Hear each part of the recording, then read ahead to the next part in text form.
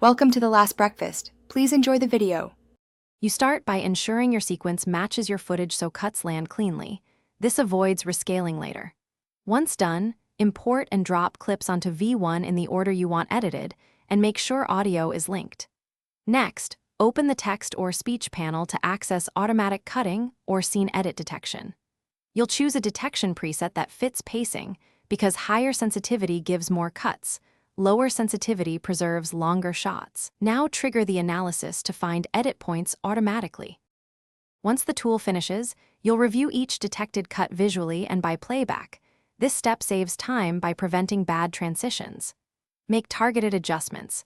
Lower sensitivity if you see chopping on slight motion, or set a minimum shot length to keep continuity. Use ripple delete to remove tiny gaps and track select to move consecutive clips together.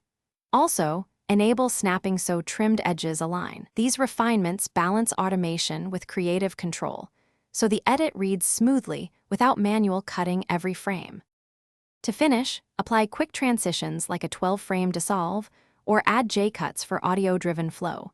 This fixes abrupt auto cuts. Make sure to render a short preview to verify audio sync and visual continuity, because playback reveals timing issues you might miss. If the detection missed scenes or created false positives, rerun analysis with adjusted sensitivity or manually add cuts using the razor tool for specific spots. One troubleshooting tip: clear markers and reanalyze after changing settings to get a fresh set of cuts.